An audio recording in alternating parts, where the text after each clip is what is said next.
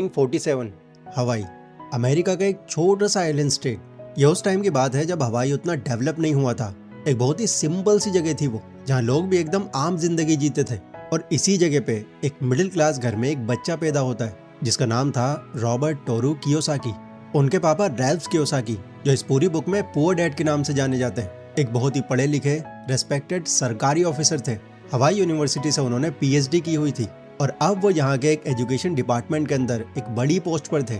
उनकी सैलरी हालांकि स्टेबल थी, नौकरी भी सिक्योर थी, लेकिन एक चीज ऐसी थी जो उनके पास अभी भी नहीं थी, और वो है फाइनेंशियल फ्रीडम। और यही चीज जो उनके पास नहीं थी, रॉबर्ट के पूरे बचपन में एक छाया की तरह रही। रॉबर्ट देखते थे कि उनके पापा पैसा तो कमाते हैं, बट उनकी सैलरी का सारा पैसा महीने का एंड आते आते खत्म हो जाता था। इनफैक्ट आखिर के 3-4 दिनों तो वो एकदम टेंशन में रहते थे कि बस वो ये चाह रहे हों कि कैसे भी करके सैलरी आ जाए। ये सब देखकर उस छोटे से रॉबर्ट कियोसाकी के दिमाग में एक सवाल घूमता रहता कि डैड के पास आखिर इतना ही पैसा क्यों आता है, ज्यादा पैसा क्यों नहीं आता, ताकि उन्हें किसी तरह की टेंशन ना हो। और रॉबर्ट को उनके इस सवाल का जवाब मिला, बट एक ऐसी जगह पे जहाँ उन्होंने कभी सोचा भी नहीं था। असल में उनका एक दोस्त था माइक, जो एक बहुत नॉर्मल सा शांत मिजाज का लड़का था, लेकिन उसके पापा एक बिजनेसमैन थे जो हवाई में अभी धीरे धीरे अपना काम बढ़ा रहे थे। एक दिन जब दोनों आपस में ऐसे ही बातें कर रहे थे तो रॉबर्ट को एक आइडिया सूझा। उन्होंने माइक से कहा, यार क्यों ना हम भी कुछ काम करें और पैसा कमाएं। दूसरे बच्चों के पास टॉयज हैं, कॉमिक्स हैं, हमारे पास कुछ भी नहीं है। हम भी पैसा कमाएंगे और जो मर्जी वो खरीदेंगे। माइक को भी उनका ये आइडिया पसंद आया। फिर दोनों ने कुछ एक्सपेरिमेंट्स किए, बट कोई भी तरीका उनका काम नहीं आ सका। कुछ और ट्राई किया, वो भी नहीं चला। देन हार कर माइक ने रॉबर्ट से ये कहा, देखो हम अकेले तो शायद कुछ नहीं कर पाएंगे, हमें मदद के लिए कोई और भी चाहिए होगा। एक काम करते हैं, मेरे पापा के पास चलते हैं, वो जानते हैं कि पैसा कैसे कमाया जाता है। रॉबर्ट को थोड़ा अजीब लगा क्योंकि माइक के पापा उतने पढ़े लिखे नहीं थे। उन्होंने सोचा कि उनको पैसा कमाने के बारे में क्या ही पता होगा, बट रॉबर्ट के पास कोई और तरीका नहीं था, तो वो गए वहां पर। उन दोनों ने जाकर माइक के डैड को जो भी सिचुएशन थी सब बता दी। दोनों की बातें सुनकर उनके डैड ने कुछ सोचा और थोड़ी देर बाद उनको एक काम दे दिया। उन्होंने कहा कि देखो तुम्हें इस दुकान में सामान सजाना है, टाइल्स लगानी है, और इसके बदले में तुम दोनों को मैं 10 सेंट्स दूंगा पर आवर। रॉबर्ट को ये बहुत ही कम लगा। उन्हें गुस्सा भी आया कि उसे इतना बोरिंग काम करना पड़ेगा, बट अगेन कोई और तरीका नहीं था उनके पास, तो वो राजी हो गए। कुछ हफ्तों तक ऐसे ही चलता रहा, वो दोनों अपना काम करते रहे। देन एक दिन फिर माइक के डैड ने उन्हें बुलाया एंड उनसे एक सवाल किया, बताओ बच्चों अब तक तुमने क्या सीखा। रॉबर्ट ने उनको सीधा जवाब दे दिया, कुछ नहीं अंकल, कब से सिर्फ ये बोरिंग काम कर रहे हैं, पैसा भी इस पर इतना कम मिल रहा है जिसका कोई मतलब ही नहीं है। रिच डैड थोड़ा मुस्कुराए और फिर उन्होंने एक बात कही जो रॉबर्ट की जिंदगी का सबसे बड़ा लेसन बनी। रॉबर्ट, ये फ्रस्ट्रेशन तुम जो फील कर रहे हो, यही ज्यादातर लोगों में पूरी जिंदगी रहती है। वो हमेशा दूसरों के लिए काम करते हैं और हमेशा उस चीज का इंतजार करते हैं जो उन्हें कोई और देगा, और वो चीज इतनी कम आती है कि इससे उनकी जिंदगी में कुछ खास बदलाव होता ही नहीं। क्या तुम भी चाहते हो कि ये सब कुछ तुम्हारे साथ भी हो, या इस चक्कर से बाहर निकलना चाहते हो? रॉबर्ट ने तुरंत कहा, हाँ अंकल मैं निकलना चाहता हूँ, लेकिन कैसे? उन्होंने कहा कि देखो रॉबर्ट, इस दुनिया में 3 तरह के लोग होते हैं। पहले गरीब लोग हैं जो सिर्फ सरवाइव करते हैं, दूसरे मिडिल क्लास लोग हैं जो कमाते हैं, खर्चा करते हैं और हमेशा एक ही साइकिल में रहते हैं, और तीसरे अमीर लोग हैं जो अपने पैसे से काम करवाते हैं, सिर्फ खुद ही सब कुछ नहीं करते। रॉबर्ट कंफ्यूज था, मतलब अंकल मैं कुछ समझा नहीं। देखो एक एम्प्लॉय सुबह उठता है, ऑफिस जाता है, पूरे महीने 8-9 घंटे काम करता है, देन फिर जब उसकी सैलरी आती है, उसके आते ही उसके सामने ढेरों बिल्स आ जाते हैं, खर्चे निकल आते हैं, और ये सारी चीजें उसका पैसा महीने भर भी टिकने नहीं देती, एंड फिर से सैलरी आने तक वो परेशान रहते हैं। रॉबर्ट को ये बातें सुनते ही अपने डैड का ख्याल आया, क्योंकि उनके डैड की लाइफ भी एग्जैक्टली यही चल रही थी। माइक के डैड ने फिर कहा, अगर तुम इस तरह की जिंदगी किसी को जीते देखो तो समझ जाओ कि वो इंसान एक रैट रेस में फंसा हुआ है। रॉबर्ट ने हैरान होकर पूछा, रैट रेस? ये क्या होता है अंकल? रॉबर्ट, क्या तुमने ट्रेडमिल पर दौड़ता हुआ चूहा देखा है? क्या तुम जानते हो वो ट्रेडमिल पर क्यों दौड़ता है? अंकल, क्योंकि वो सोचता है कि वो इससे आगे बढ़ेगा, रॉबर्ट ने जवाब दिया। एग्जैक्टली, बट चूहे को कभी ये पता नहीं चलता कि वो एक ही जगह पर भागे जा रहा है। ज्यादातर इंसान भी ऐसा ही करते हैं, थोड़ी सी ज्यादा सैलरी, थोड़ा सा ज्यादा खर्चा, और वही सब कुछ वापस से रिपीट। पर अमीर लोग इस साइकिल से बाहर होते हैं क्योंकि वो अपने पैसों से काम करवाते हैं। जैसे मैंने तुम दोनों को 10 सेंट्स देकर तुमसे 20 सेंट्स का मुनाफा कर लिया। अमीर लोग भी इसी तरह दूसरों से अपना काम करवाते हैं। रॉबर्ट का ये पहला सबक था, और ये सबक इतना पावरफुल था कि रॉबर्ट ने इस बात को अपनी पूरी जिंदगी में अप्लाई किया। रॉबर्ट को फाइनेंस के बारे में काफी इंटरेस्ट आ रहा था। फिर कुछ टाइम के बाद में वो वापस से उनसे मिलने गए एंड कहा कि अंकल प्लीज मुझे और फाइनेंशियल नॉलेज चाहिए, मुझे पैसा कमाने के बारे में और जानना है, क्या आप मुझे बताएंगे प्लीज? तो उन्होंने रॉबर्ट से कहा कि ठीक है, बट आज पैसों के बारे में नहीं, एसेट्स और लाइबिलिटी के बारे में बात करेंगे। एसेट्स और लाइबिलिटी ये क्या होता है? वो एक कागज और एक पेंसिल उठाते हैं और कागज पर एक सिंपल सा डायग्राम बनाते हैं। देन रॉबर्ट को दिखाते हुए पूछते हैं कि रॉबर्ट बताओ, तुम्हारे घर में क्या क्या ऐसा है जो एक एसेट है, यानी कोई ऐसी चीज जो तुमने खरीदी है और वो अब तुम्हें फायदा दे रही है। रॉबर्ट ने तुरंत जवाब दिया, हाँ एक कार है हमारे पास, हमारे बहुत काम आती है वो। अच्छा, कब काम आती है? महीने में एक बार या बस 2 बार? जी हाँ, सही कहा आपने, और बाकी टाइम वो गैराज में खड़ी रहती है। ठीक है, अब ये बताओ, क्या तुम्हारी कार तुम्हारी पॉकेट में पैसा डालती है या निकालती है? रॉबर्ट ने फिर सोचा, उसमें तो उल्टा पैसा हमारा ही लगता है, पेट्रोल, सर्विस, मेंटेनेंस का सब हमारी जेब से जाता है। देन रॉबर्ट ने ये माना कि इसमें पॉकेट से पैसा जा रहा है। तो इस पर माइक के डैड ने ये कहा कि रॉबर्ट, फिर ये एसेट कहाँ हुआ? ये तो लाइबिलिटी हुई। एसेट वो होता है जो तुम्हारी पॉकेट में पैसा डालता है बिना तुम्हारी ज्यादा इन्वॉल्वमेंट के। कार अगर खरीद कर तुमने ऐसे ही खड़ी की हुई है, ज्यादा उसे काम में तुम नहीं ला पा रहे, उल्टा मेंटेन करने में अपना खुद का खर्च उठा रहे हो, तो उसको एक एसेट मत समझो। एसेट वो तब होती है जब उस कार को खरीद कर वो जब तक भी खड़ी रहती है उस टाइम तक तुम उसे किसी को रेंट पर दे देते, क्योंकि फिर तुम्हें उस कार की तरफ से रेगुलर पैसा आ रहा होता, वो भी बिना तुम्हारी किसी मेहनत के। और फिर उन्होंने वो लाइन कही जो इस पूरी बुक की सबसे फेमस लाइन है, अमीर लोग एसेट्स खरीदते हैं, गरीब लोग कुछ नहीं खरीद पाते, और मिडिल क्लास लाइबिलिटी खरीदते हैं और उन्हें एसेट समझते हैं। रॉबर्ट को ऐसा लग रहा था जैसे मानो वो किसी डिल्यूजन से बाहर आए हों, क्योंकि अब तक तो उनको खरीदी हुई हर एक चीज सिर्फ एसेट ही लगती थी, बट आज जाकर उन्हें इस बात पर क्लैरिटी मिली।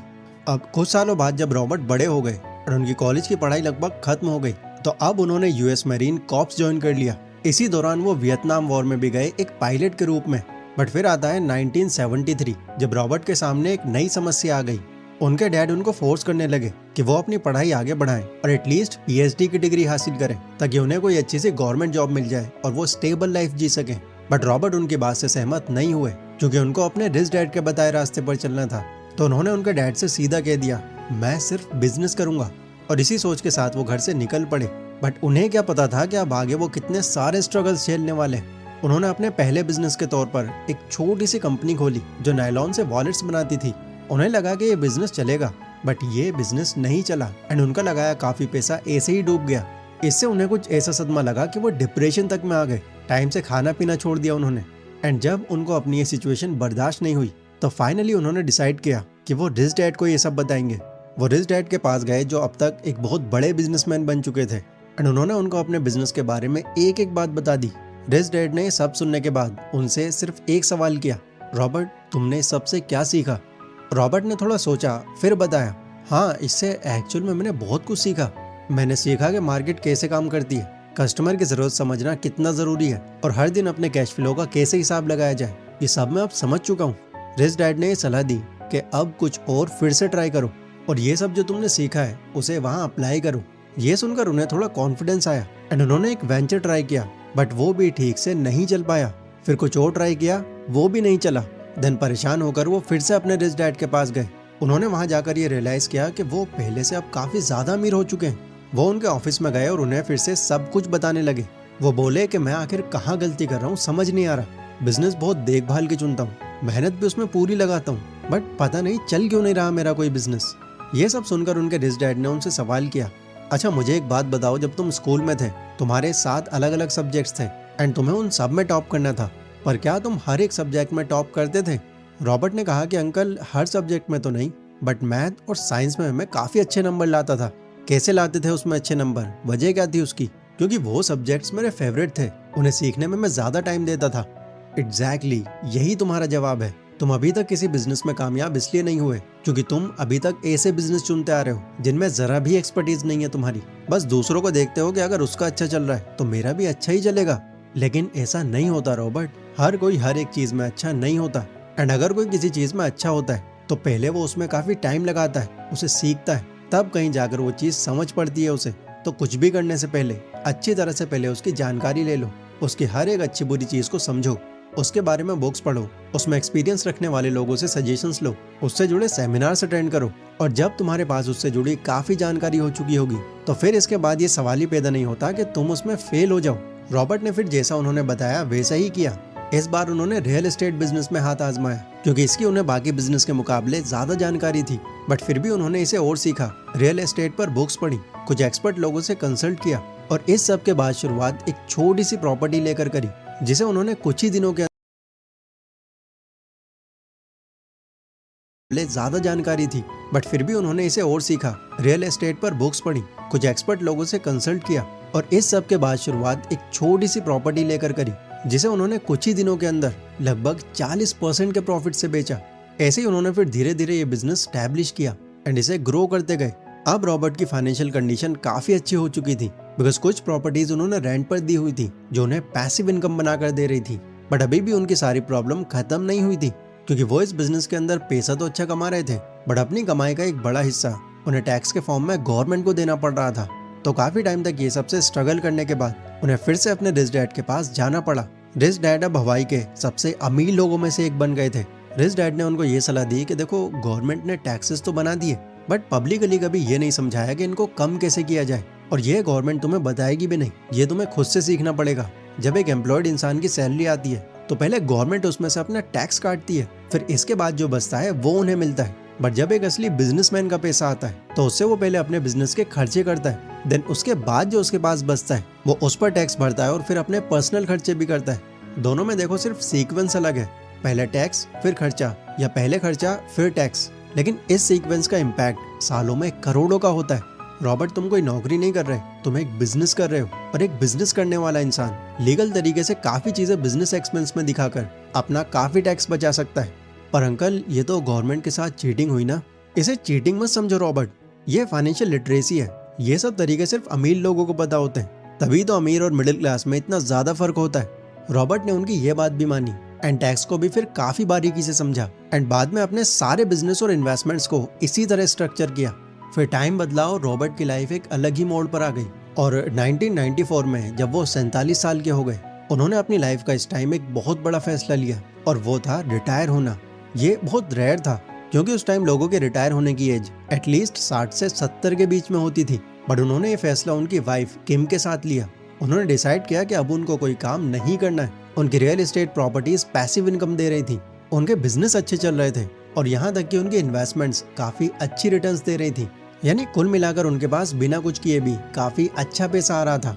इनफैक्ट जो उनके असली फादर थे वो हालांकि काफी बूढ़े हो चुके थे, बट अभी भी गवर्नमेंट जॉब कर रहे थे वो, और रॉबर्ट उनसे पहले रिटायर हो गए। एंड ये सब हुआ उनके रिच डैड की टीचिंग्स की वजह से। अब रिटायर होने के लगभग 3 साल बाद, यानी 1997 में, रॉबर्ट ने अपनी इस पूरी जर्नी पर एक बुक लिखने का सोचा। एंड जब उन्होंने इस चीज को अपनी वाइफ से डिस्कस किया तो उनको ये आइडिया पसंद आया एंड उन्होंने रॉबर्ट की इसमें काफी हेल्प करी। लगभग 8 महीनों के अंदर ये बुक बनकर तैयार हुई। बट जब वो दोनों इस बुक को पब्लिश कराने गए तो कोई भी पब्लिशर पब्लिश करने को नहीं माना, क्योंकि उनकी नजरों में रॉबर्ट कोई एक बहुत फेमस इंसान नहीं थे। तो उन्होंने फिर अपने एक फ्रेंड की हेल्प से पब्लिश किया।